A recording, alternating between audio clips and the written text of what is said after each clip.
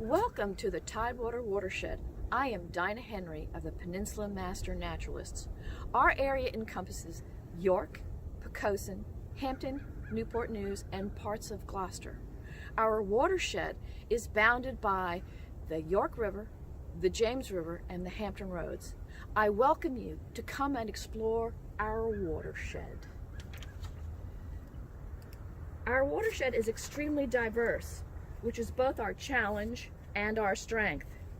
We have freshwater underground aquifers and lakes that connect to salty seawater and beaches. Although our creeks and rivers are freshwater, many of them are affected by the salty tides. Marshes and flood plains are found everywhere. Some locations are salty at flood tide, fresh at ebb, and brackish in between.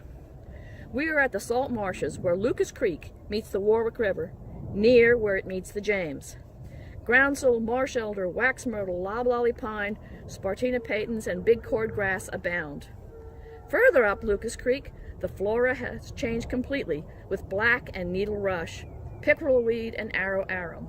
This marsh is the home for egrets, herons, kingfishers, bald eagles, Cooper hawks, cormorants, and many other waterfowl.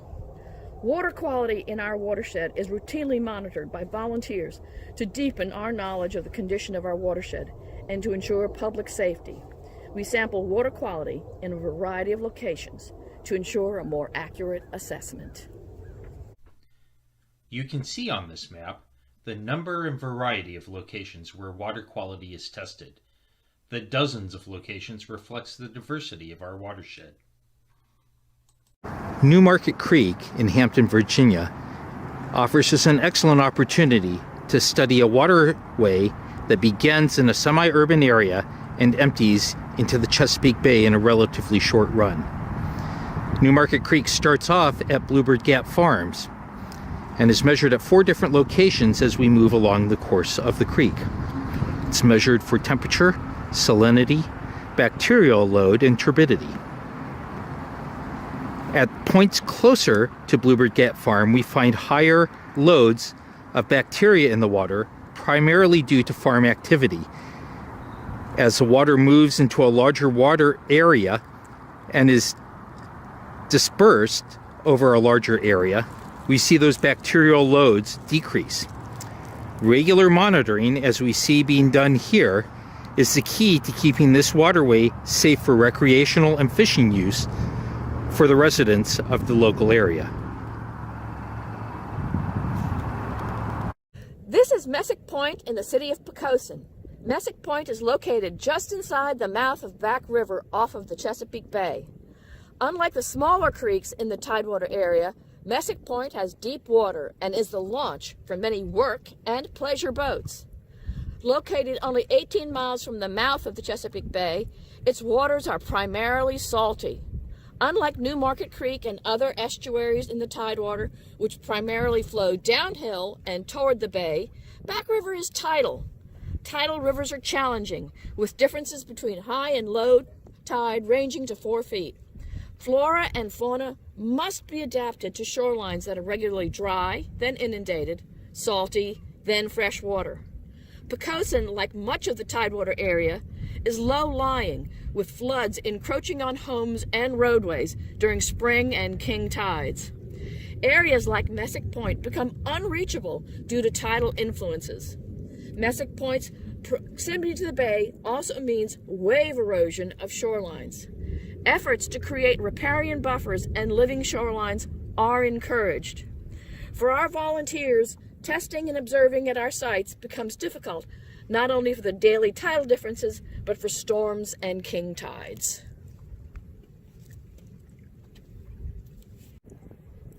Please note the clarity of the water here at Messick Point.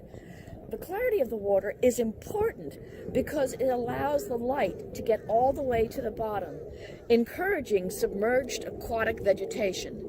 This vegetation is important because it provides a habitat for fish and encourages cleaner water.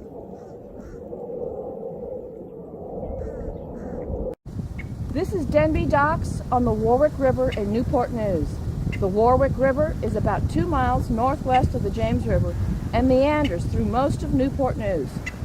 Denby Docks is one of only a few public boat ramps in Newport News. Popular with fishermen and crabbers, the parking lot is full of boat trailers on any weekend. The fishing pier is a popular spot year-round, primarily for catfish, striped bass, and croaker, and occasionally there have been sightings of sturgeon in the waters. The Warwick River is muddy, unlike Back Creek in Poquoson, which has a sandy bottom. Because of its muddiness, turbidity is an issue, and underwater grasses are hard to find. Like other large creeks in the tidewater, the Warwick is primarily tidal with a strong current. But it is not deep, and channel markers line the edge of the deeper water. Homes along the river have piers that extend hundreds of feet to reach the deeper water. The shoreline must be adaptable to both high and low tide and alternate fresh and salt water. This river is home to bald eagles, herons, egrets, belted kingfishers, and other waterfowl.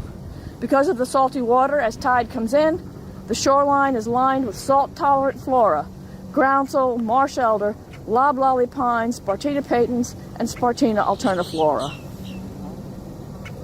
This is the Hampton River, a 3-mile tidal estuary through the heart of Hampton. It is close to the entrance to the Chesapeake Bay and the Hampton Roads, where the James, Nansemond, and Elizabeth River meet the bay. The Hampton River, because of its location close to the mouth of the bay, is used by commercial fishermen, crabbers and scallopers, and pleasure boaters. It is a popular port along the intercoastal waterway. The river hosts many marinas, yacht, sailing, and rowing clubs. Sailboat racers and cruisers share the water with kayaks and rowing skiffs. Volunteers monitor the river at several points to track salinity, temperature, bacteria, and turbidity. Similar to Messick Point on Back River, the water is generally clear, deep, and salty. Conditions in Hampton River make it ideal for growing oysters and other shellfish, as we see here in these oyster cages. Several boaters have oyster gardens to encourage the cleaning of the water and serve as nurseries for spat. Bacteria is usually not a concern, given the volume of water during ebb and flow tides. Where the river is deep, there is little submerged aquatic vegetation. Further upstream, the water becomes more brackish or fresh. Legend has it that the head of the infamous pirate Blackbeard was hung from a pole at the mouth of the river at a spot called Teach's Point as a warning to other pirates. Underground aquifers play an important part of the peninsula watershed. Enview Plantation in the middle of Newport News is a valuable and important location because of its access to fresh water.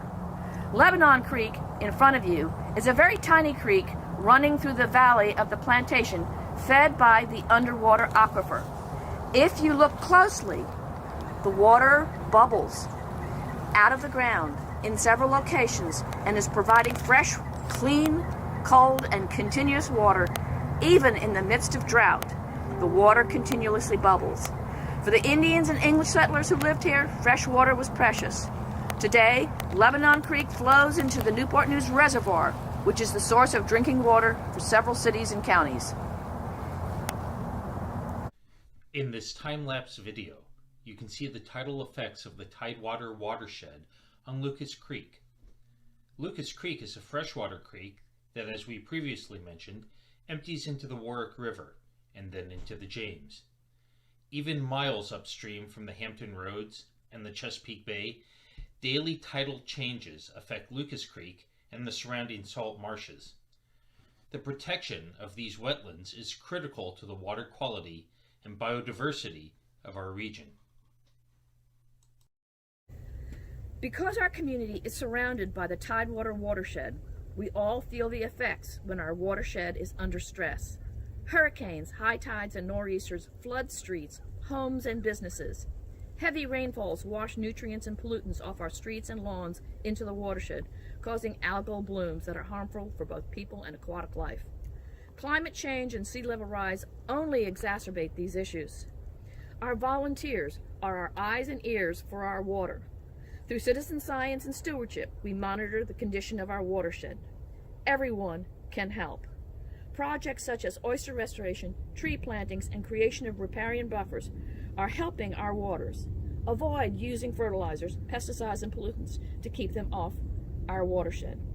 I hope that you'll take a chance in the near future to come and visit our wonderful watershed. It is a diverse and beautiful area.